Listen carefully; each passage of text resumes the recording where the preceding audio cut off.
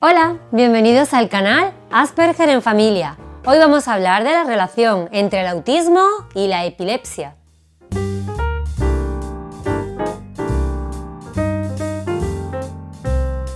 Pues vamos a ver la epilepsia como comorbilidad en el TEA, pero realmente, ¿qué es la comorbilidad? Hemos hecho algún vídeo anteriormente en el que hablamos de esos palabras, de esas palabras un poco extrañas que llegan a nuestra vida cuando nos dan el diagnóstico de autismo. Palabras que normalmente no habíamos conocido anteriormente, pero que empiezan a ser pues palabras de nuestra jerga habitual.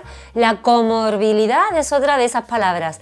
Si no sabes mucho de este vocabulario y quieres seguir aprendiendo, suscríbete al canal, dale like al vídeo y puedes ver ese otro vídeo del que te digo, del que te hablo, con el que vas a aprender un montón.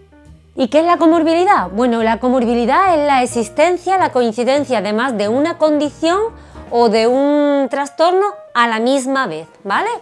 Por eso hablamos de comorbilidad cuando hablamos normalmente de la relación que puede o no haber entre el autismo y la epilepsia. Eso es la comorbilidad, esa existencia que se puede dar a la misma vez en una misma persona de dos condiciones distintas o más incluso.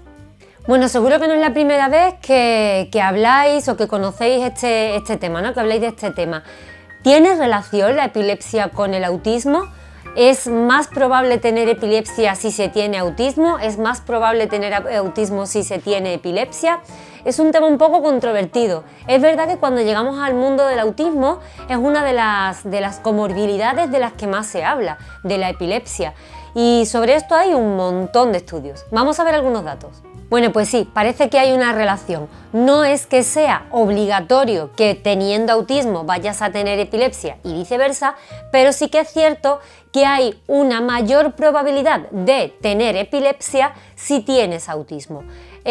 Adri, como ya sabéis, tiene las dos cosas, tiene autismo y le han dado algunas crisis epilépticas. Por eso, cada vez que voy a la neuropediatra, cada vez que vamos a sus citas anuales, pues a mí me gusta mucho sacarle mucha información sobre todo esto, porque es un tema que desconozco mucho y que, como todo lo que se desconoce, pues causa miedo, ¿no? Siempre el miedo viene de lo desconocido, el miedo a lo desconocido. Entonces yo le pregunto sin pelos en la lengua y le digo que me explique. La última vez que estuve en consulta, que fue hace poquito, porque como bien sabéis a Adri le dio una crisis epiléptica hace pues un mes, un poquito más, precisamente la neuróloga me dijo que hay un 35% más de probabilidades de tener epilepsia en personas con autismo más que en personas que no lo tienen. O sea, es cierto que existe esa comorbilidad, que existe esa posibilidad o esa mayor posibilidad de que tengamos epilepsia si tenemos autismo. Para que os hagáis una idea, más o menos hablando en datos, que los tengo por aquí las chuletillas, entre 4 y 10 por cada 1000 personas que no tienen la condición autista pueden llegar a tener epilepsia. Sin embargo, estamos hablando de entre un 5 y un 40% de personas que pueden tener epilepsia teniendo autismo, ¿vale? Es decir, la correlación es mucho mayor en cuanto a si tenemos autismo a si no lo tenemos. Estudios sobre estos hay un montón, los datos varían un poco, pero lo que sí que es cierto, que en todos ellos coinciden, es que la posibilidad de tener epilepsia cuando se tiene autismo es muchísimo mayor que si no se tiene. Y bueno, esto no es casual. Tanto el autismo como la epilepsia pues se trabajan desde la neurología, ¿no? Todo lo que está aquí en nuestra cabecita metido en nuestro cerebro, todos los neurotransmisores y todo lo demás, pues funcionan aquí dentro y entonces pues no es raro que tengan una relación. ¿Qué es lo que tenemos que hacer? Estar pendientes, ¿vale? Porque esto sobre todo se empieza a dar cuando se dan las crisis epilépticas en niños que tienen autismo. Normalmente se dan o en la infancia muy temprana, antes del añito, que es cuando ahí el cerebro está full aprendiendo y haciendo 1500 conexiones, muchísimos más millones de conexiones, para aprender y para mamar de todo lo que le llega a este mundo, ¿no? Cuando somos recién nacidos. A Adri le pasó con 7 meses de edad su primera crisis epiléptica. Luego también dicen los especialistas que cuando se cumplen 18 meses también puede haber un pico de ese trabajo no excesivo que hay en el área cerebral y que pueden producir crisis epilépticas. Y luego también hay un pico alto entre los niños que tienen entre 5 y 8 años. Una vez que ya pasa esa edad o ese tramo de edades, Cuando se llega a la adolescencia, con los cambios hormonales también es posible que haya más actividad y que se puedan dar más crisis epilépticas. ¿Esto qué significa? ¿Que solamente en esas edades puede ocurrir? No, puede ocurrir en cualquier momento. La epilepsia es la mayoría de las veces impredecible. Es verdad que hay un montón de pruebas diagnósticas como los electroencefalogramas, a Adri le han hecho muchos, pero no todos arrojan la información necesaria. Por ejemplo, todos los que le hacen a Adri pues salen con una actividad neuronal normal que no tiene nada que ver con un patrón epiléptico. ¿Significa que no le vayan a dar crisis? Pues no. Desgraciadamente le empezamos a retirar la medicación en Navidades y ahora a finales de enero le ha dado una crisis. No tiene nada que ver que en esa prueba diagnóstica no salga nada. Por eso mismo, a cualquier edad puede dar una crisis epiléptica, no tiene por qué ser en esos picos que os he dicho. ¿Cuándo más ocurren? En esas edades, pero no siempre tiene por qué ser ahí. ¿Y de dónde vienen esas crisis epilépticas? Bueno, para la mayoría de estudios dicen que pueden tener un origen genético, o más bien poligenético, es decir, varios genes son los que pueden estar relacionados con la causa de la epilepsia. Bueno, una vez analizados un poquito por encima los datos, porque es un tema bastante médico en este sentido y no me voy a meter en terrenos que no conozco. Sí que es cierto, bueno, que acabáis de ver que la mayoría de datos y de estudios que se están haciendo y que se hacen actualmente sobre esta temática, sobre esta comorbilidad, sí que nos dicen, en resumen, que es cierto que las personas que tienen autismo suelen tener una mayor tendencia a tener epilepsia sobre las personas que no tienen autismo. ¿Qué tenemos que hacer en estos casos? Consejos que vamos a ver sobre esto. ¿Tenemos que tener miedo? No. ¿La epilepsia asusta? Sí. Mamá de niño que tiene crisis epiléptica y vive muerta de miedo, por no hablar de otra manera un poco más vulgar. Muerta de miedo, ¿por qué? Porque asusta, las crisis epilépticas, las convulsiones, asustan un montón, parece que está pasando algo mucho más grave de lo que realmente aquí dentro está ocurriendo y entonces pues asusta. ¿Tenemos que vivir asustados? No. ¿Significa que si mi niño tiene autismo va a tener epilepsia? No.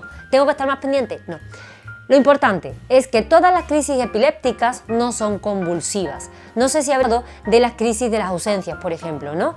El quedarte, hay muchos chicos, muchas niñas también, que de repente se quedan viendo la tele así o están haciendo cualquier tarea o actividad y se quedan así y tienen una crisis de ausencia. ¿Las vemos? No, la mayoría de las veces ni las notamos, pero aquí dentro sí están ocurriendo en ese mismo momento muchísimas cosas que pueden perjudicar o no al autismo de nuestros pequeños. Entonces sí que tenemos que estar pendientes si vemos cualquier cambio. Los profesionales nos lo dicen, si tienes un peque que tiene autismo, está muy bien que estés pendiente de cualquier cambio o retroceso que pueda tener en su desarrollo.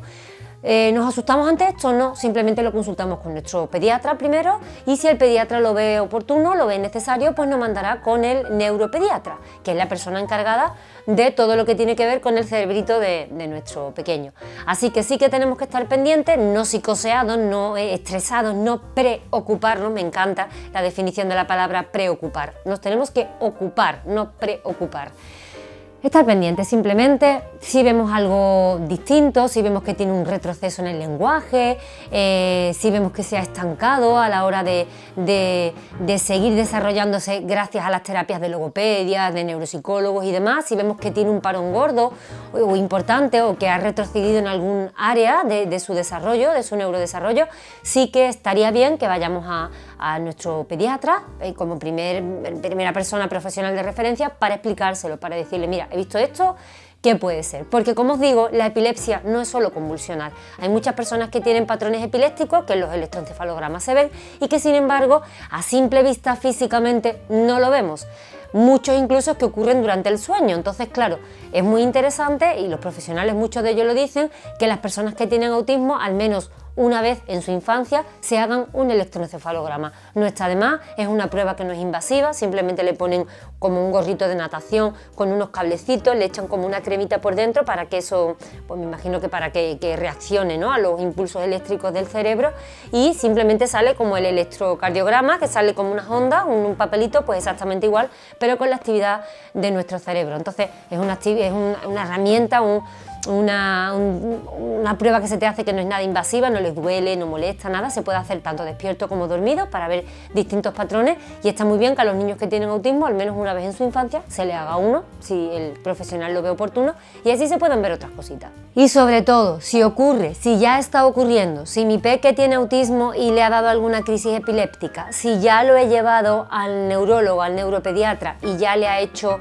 un seguimiento y tiene su medicación, ser muy serios con esto, porque es muy importante, porque nuestros niños, precisamente cuando más crisis epilépticas se suelen dar es en la infancia, no es por casualidad, es porque cuando más cambio y más actividad hay aquí dentro, como ya sabéis, cuando más se aprende es cuando somos pequeñitos y cuando más actividad hay, más frenética quizás, es en esa etapa. Entonces tenemos que hacer el seguimiento correctamente como nos diga, como nos indique nuestro especialista, nuestro neuropediatra, tenemos que seguir a rajatabla la medicación que le tengamos que dar, no tener miedo. Siempre que se prescribe una medicación es porque se entiende que el beneficio que va a traer es mucho mejor que los posibles efectos secundarios que pueda tener. Hoy en día, gracias a Dios, pues la medicina ha avanzado muchísimo y toda la farmacología también, ya no tiene nada que ver con hace 20, 30 años, así que tenemos que ser muy serios con eso, ser muy constantes y sobre todo no tener miedo, no tener ningún tipo de miedo, porque para eso están los profesionales, para ayudarnos. Y bueno, nada más, espero que este vídeo te haya gustado, lo hayas visto útil. Si piensas que puede ser útil para otras personas, te animo a que lo compartas, vamos a compartir conocimientos y experiencias,